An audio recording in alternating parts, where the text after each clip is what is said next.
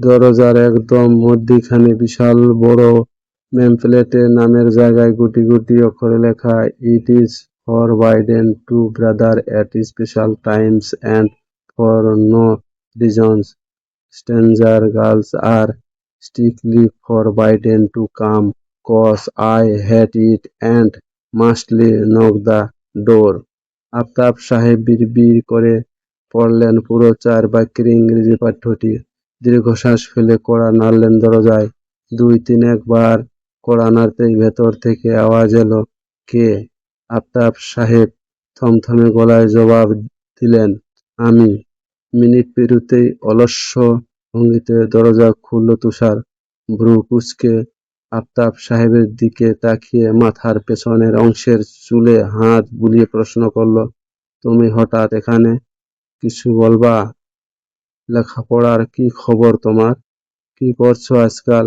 আগের মতোই থমথমে গলা ওনার। তুষারের কপালে আরেকটু দৃঢ় ভাঁজ পড়ল। প্রশ্নার্ত চাহনিতে তাকিয়ে উত্তর দিল, "ভালোই চলছে। কয়েকদিন পর টেস্ট এক্সাম আছে। ওটারই প্রিপারেশন নিচ্ছি। তুমি হঠাৎ এসব জিজ্ঞেস করছো কেন? কারণ তুমি লেখাপড়া করছো না, বখাটেগিরি করে বেড়াচ্ছ। প্রায় প্রতিদিনই তোমার মারপিটের কমপ্লেন আসে আমার কাছে। আজকে তো আমাদের বিল্ডিং এর হৈমন্তী নামের মেয়েটাও এসেছিল। তুমি নাকি ওকে প্রেমের প্রস্তাব দিয়েছ?" "না, আমি ওনাকে বিয়ের প্রস্তাব দিয়েছি।" বেশ স্বাভাবিক কণ্ঠে বলল তুষার, যেন সে জানতো এমন পরিস্থিতিতে পড়তে হবে তাকে, এবং সে এর জন্য প্রস্তুত হয়েছিল। ছেলের কাট কাট উত্তরে আলতাফ সাহেব খানিক থমকালেন। অবিশ্বাস্য চোখে তুষারের দিকে চেয়ে বললেন, "মেয়েটা 3 বছরের বড় তোমার তুষার। তাছাড়া তুমি ওনার চেয়ে উঠেছ মাত্র। এসব চিন্তা আসে কোথা থেকে তোমার? আদরে আহ্লাদে পাগল হয়ে গেছো নাকি?" তুষার কণ্ঠস্বর আরো শীতল করল, "একদম না। আমি সুস্থ মস্তিষ্কেই আছি, আর হৈমন্তিকাকেই বিয়ে করতে চাই।" আফতাব সাহেব ধমক দিয়ে উঠলেন, "নিজের চেয়ে 3 বছরের বড় মেয়েকে বিয়ে করতে চাওয়াকে সুস্থ মস্তিষ্ক বলো তুমি? আমি তোমাকে ওয়ার্নিং দিচ্ছি তুষার, ওই মেয়ে থেকে দূরে থাকবে।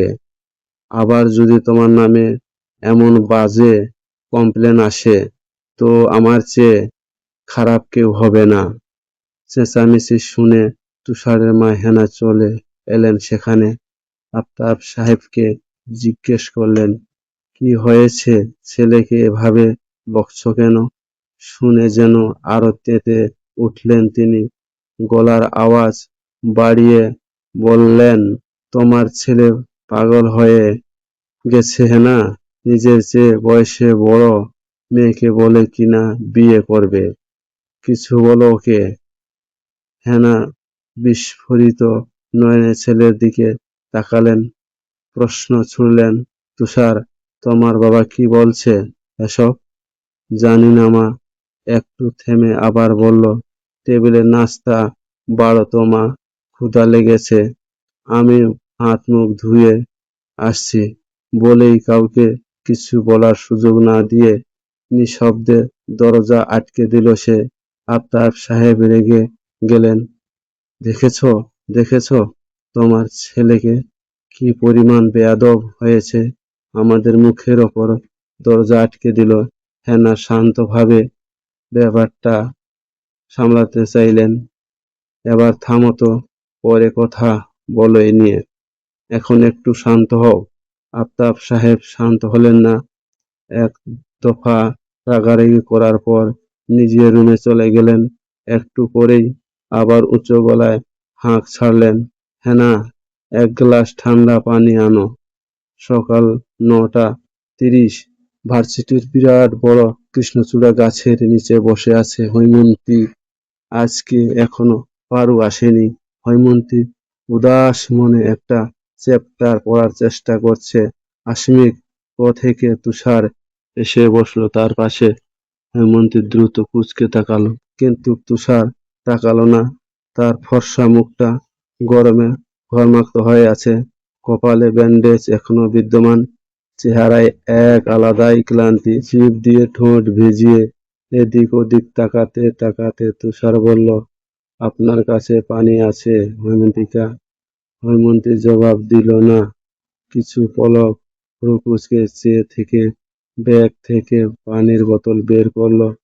তুষারের দিকে তাকিয়ে দিতেই সে বিনা বাক্যে নিয়ে নিল বোতলটি।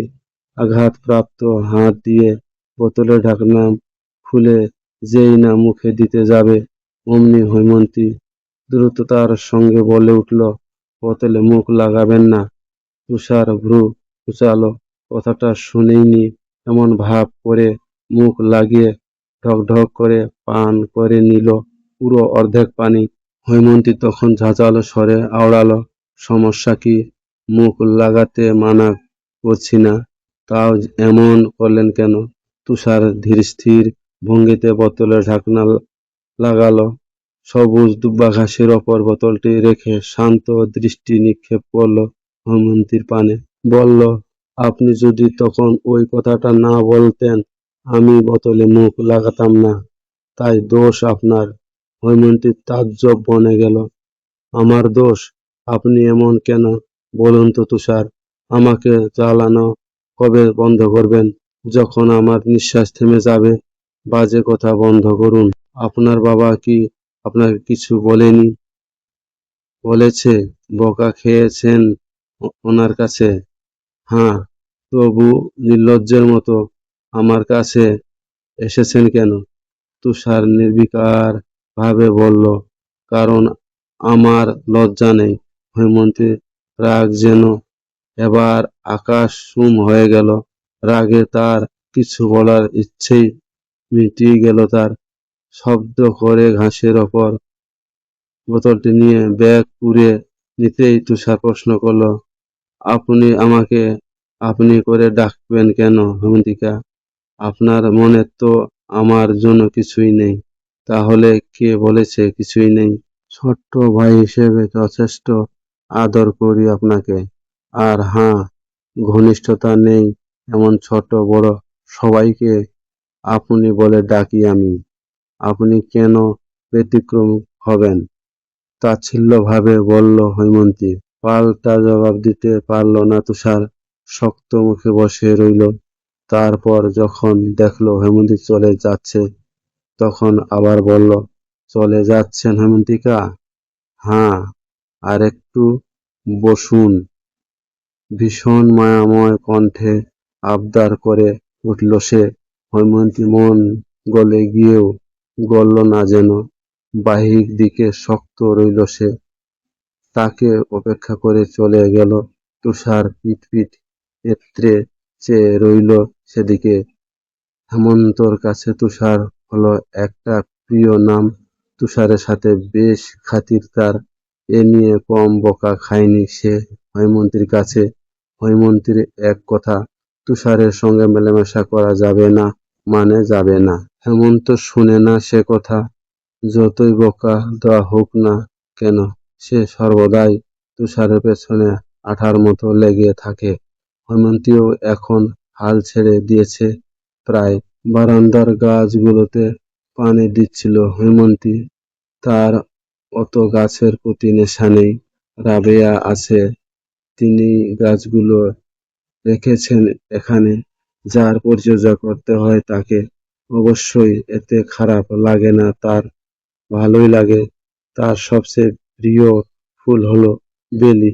বেলির ঘ্রাণে মনটা কেমন নিমেষেই ভালো হয়ে যায় তার। হৈমন্তী বেলি ফুলের গাছে পানি দিচ্ছিল। হঠাৎ হেমন্ত দৌড়ে এলো তার কাছে, অত্যাধিক উত্তেজনার সঙ্গে বলল, জানু আপু, কি হয়েছে? হৈমন্তী আগ্রহীন ভাবে জবাব দিল, কি হয়েছে? তুষার ভাইয়ার জ্বর হয়েছে, ভয়াবহ জ্বর, 102 ডিগ্রি।